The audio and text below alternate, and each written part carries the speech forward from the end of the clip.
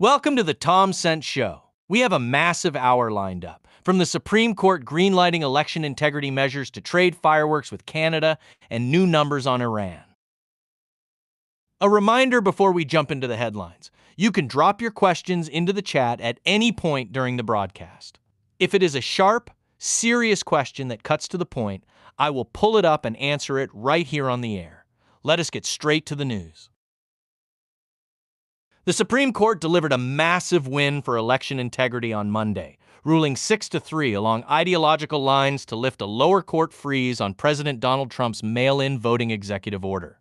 Back in March, the president directed the federal government to build a verified state citizenship list and instructed the Department of Justice to prioritize investigations into local election workers who mail ballots to unverified names. The High Court's unsigned majority order cleared the way for the administration to proceed, while Justice Ketanji Brown Jackson wrote a furious dissent, claiming the decision creates chaos just weeks before midterm balloting begins. Democratic attorneys general across 23 states and Washington, D.C. immediately pledged to keep fighting the order, pointing out that a separate Boston federal court injunction involving the Postal Service is still sitting on the books.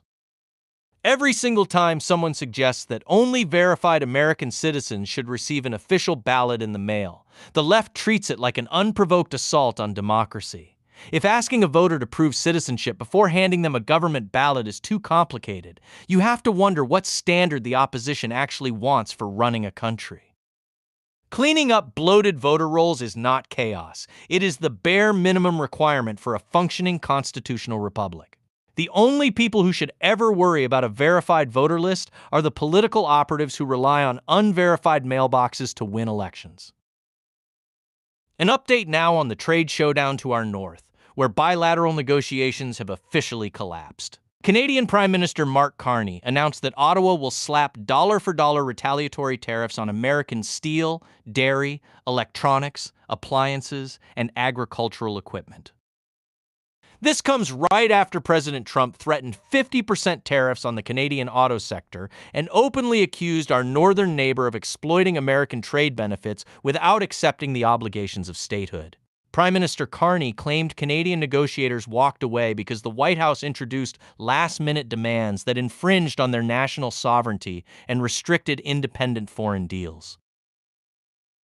Business groups on both sides of the border are ringing alarm bells about integrated supply chains, but the president made his stance crystal clear on social media, warning that the era of Washington tolerating one-sided Canadian trade barriers is finished. For decades, foreign leaders have treated the United States consumer market like an open buffet while running protectionist rackets of their own against our farmers and manufacturers.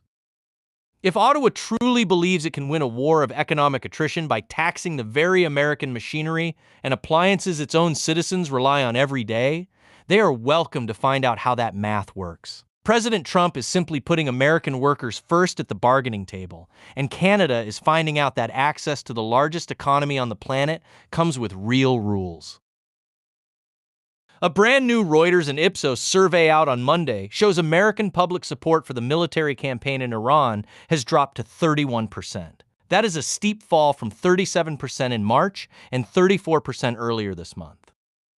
The shift is largely driven by everyday economic reality, with Republican support declining from 77% down to 69% as working families deal with stubborn inflation, rising gasoline prices, and deep fatigue over another open-ended foreign engagement.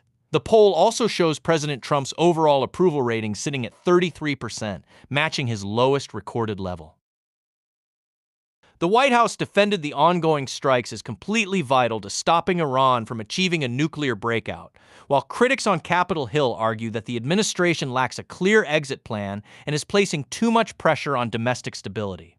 The American public has seen this movie before, and people understand that every missile launched overseas eventually shows up at the neighborhood gas pump. America First was built on the common-sense promise of putting the pocketbooks and security of our own citizens ahead of endless foreign conflicts in the Middle East. When domestic energy costs surge while billions flow into overseas military actions, ordinary working Americans are entirely right to ask when our own borders and economy get top priority. Turning overseas to the Middle East, An Israeli airstrike hit a displacement tent in Deir al-Balah near the Al-Aqsa hospital early Monday morning, killing at least one person and wounding several others. The Israel Defense Forces confirmed the operation, stating that the targeted strike successfully eliminated Mohammed Abdul Nasser Jabr Abu Assad, whom military officials identified as a Hamas operative involved in the October 7th attacks, who was actively coordinating new operations. Palestinian officials and local medical workers condemned the strike, pointing out that it hit vulnerable, displaced people residing under the United States brokered ceasefire framework. International observers warned that these localized strikes continue to threaten fragile regional de-escalation efforts, even as diplomatic envoys push for comprehensive disarmament and troop withdrawals. The reality on the ground remains brutal and unforgiving.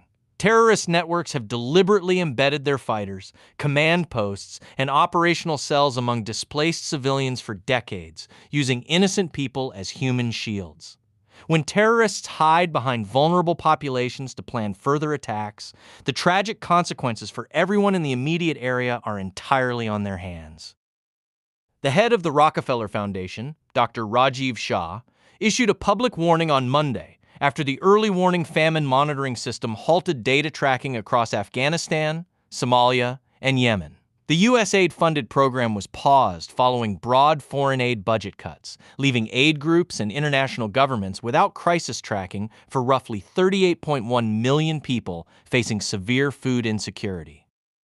Shah criticized the funding reductions, arguing that economic data shows every single dollar spent on early famine detection saves $7 down the road in emergency disaster relief. Human rights organizations quickly joined the chorus, demanding that the United States Congress and foreign donor nations immediately restore emergency funding to prevent an unmonitored humanitarian crisis.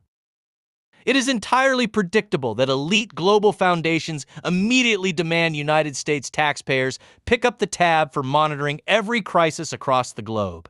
We have our own massive national debt, strained public services, and struggling families right here at home who never see a single dime from these international funds.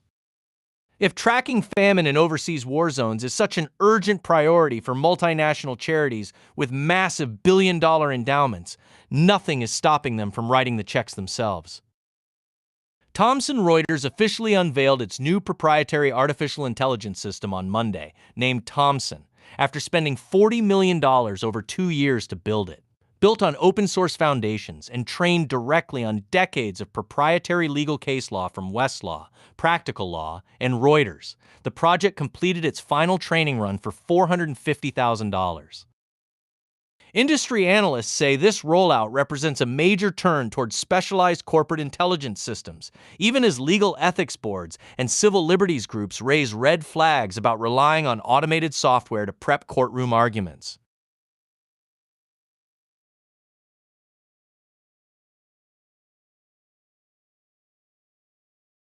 For decades, massive law firms have billed clients hundreds of dollars an hour for junior associates to read through dusty case files and highlight paragraphs. If a specialized computer model can do that research in 5 seconds for a fraction of the cost, corporate legal departments are going to use it regardless of what the old legal establishment says. The legal industry has protected its billable hour racket for generations, and watching $40 million in software dismantle that monopoly is long overdue. That is the news this hour on The Thomson Show. Stay sharp, put America first, and I will see you right back here next time.